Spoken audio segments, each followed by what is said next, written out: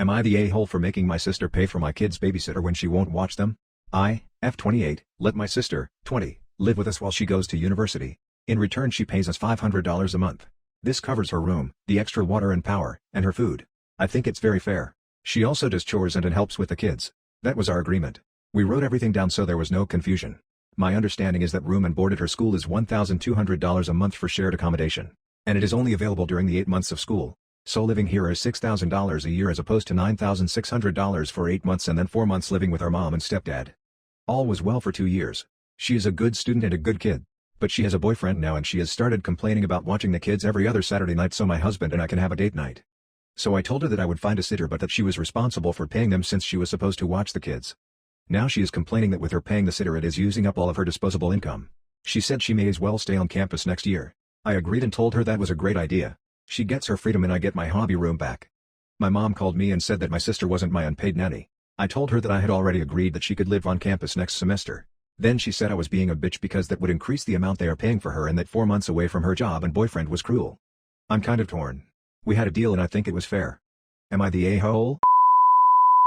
Am I the a-hole for purposely not intervening and letting my little sister cause a minor accident with my car and making her partially cover damages to teach her a lesson about distracted driving? My 25M little sister, F18, let's call her Christy, has recently gotten her license. She obviously thinks she's an incredible driver and can handle a car no matter what. After only 4 months of driving she has already become one of those girls who put their phone between their thighs to be able to look at messages and access it quickly while driving. It drives us all insane. TBH and I and other family members have talked to her about it multiple times. It goes in one ear and out the other. Yesterday she did it again while driving my car when we were out getting groceries. She had been distracted for almost the whole drive and even continued to look at her phone. After a brief break, when I told her to cut it. When she was about to roll into a parking spot she probably got a message and looked down at her phone. I noticed that she was about to ram into a lantern and when I was sure she wouldn't cause damage to other vehicles I decided to just let her run into it instead of intervening. It was a huge shock to her and she just sat there for completely still for like 15 seconds processing what just happened. It wasn't until I said, "Will you learn to leave that fucking phone alone now?" that she spoke again. The first thing she said was, "Why didn't you tell me?" in an absolutely baffled tone and I told her straight up that I didn't tell her so she'd learn a lesson. She was absolutely livid and tried to push all blame onto me for not intervening. But I told her it would have been the same outcome had I not been there and that ultimately she, as a driver, is responsible for not only her but also all passengers' safety. Christy was absolutely gobsmacked that she fucked around and found out, even more so when I told her she would have to account for half the damages caused in the accident that the insurance wouldn't cover. In total that was just shy of $200, blown out light, bent bumper and a dent in the hood plus a few scratches and the damage to the pole of the lantern. She went completely wild, but I told her that she's lucky I'm not making her pay for everything since she was driving while being on the phone.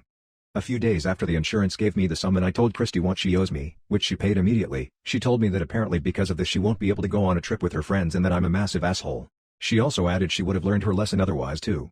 I personally doubt that she would have and honestly distracted drivers are the worst. Am I the a-hole? Am I the a-hole for embarrassing my sister at her engagement party by uncovering her lies about our childhood? Yesterday was my sister's, 25F, engagement party. Me and my 2 brothers, one is 22, 2 of us are 21, had been on the other side of US for the majority of 2023 and didn't think we were going to be there for the party, but plans shifted and we ended up arriving home last Wednesday. Now I'm honestly not sure if I was invited so much as we simply happened to live where the event was being hosted, because it was held in my parents' house. My sister didn't outright say she didn't want us there, but we didn't see much of her in the lead up. We didn't really know any of the people at the party, so we're going around introducing ourselves to people, mingling, doing the party thing. At some point, someone mentions the family photos on the wall and how they were surprised to see a ton of us on the wall when they didn't even know my sister had siblings. This sent me down a whole rabbit hole of confusion. This person elaborated and said she was surprised to see this type of photo on the wall because apparently my sister has told all of her friends that my parents were extreme workaholics. We have a really nice house so they weren't surprised by that, just that it felt properly homey and lived in. Once again, I was thrown for a loop. Growing up, our home was the house. We had friends over constantly who were basically like extra siblings. My parents worked the normal amount, and they were home with us as much as possible. We got chauffeured around to sports practices, my parents took the time to get to know all of our friends well, etc. I would even go so far as to say they were more involved in our lives than average. It was my sister who really separated herself from everyone and chose to exclude herself from activities. At some point during this conversation, a few other people overheard and soon enough there was a decent crowd of her friends around my brothers and I, listening to stories of us growing up that were blowing these people's minds because it's apparently common knowledge among their friend group that our parents were so hands-on, and common knowledge that we even existed. I ended up having a really good time and felt like I made some new friends. After the event, apparently my sister was crying because I embarrassed her in front of all of her friends and that the work she had put in to separate herself from us golden children had been undone. Am I the a-hole? Am I the a-hole for refusing to clean my room after my parents dumped my brother's trash in it? I have a decent room. I keep the trash out, but I'm not that organized. My brother is almost 20 years old and still lives at home. I am 15. My parents are nice and there is no golden child thing going on. So last week one of the outlets in my brother's room sparked and shut down the power to his entire room and his room had to run off a generator or something. So on Friday the electric guy came to fix his bedroom and my brother had a bunch of boxes and trash in his room. So my mom and my brother made the absolutely genius decision to dump all his trash into my room.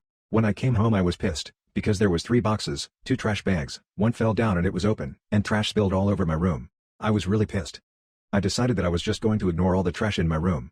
Yesterday my mom came into my room and told me to clean my disgusting room and I told her that she needs to clean my room because she is the one who made the mess in my room. She told me it's my responsibility to clean my own room because she gives my housing and food. I told her I didn't ask to be born. Then she threatened to take away my computer and I told her that she can pay me $1,000 for it because I paid for the whole thing. She told me I was being entitled. Now she's all mad and my room is still not clean. Am I being an entitled a-hole? Am I the a-hole for telling my stepfather I might throw my graduation party in his face forever? When I graduated, my family threw a big graduation party for me.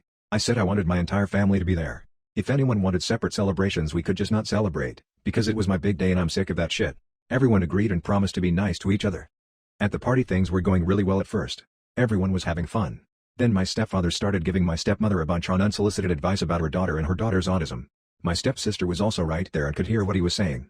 My dad told my stepfather to walk away, but he kept insisting he knew what he's talking about because he's a teacher. It eventually devolved into a screaming match where my stepmother called him a worthless piece of shit and he called her a psychotic cunt.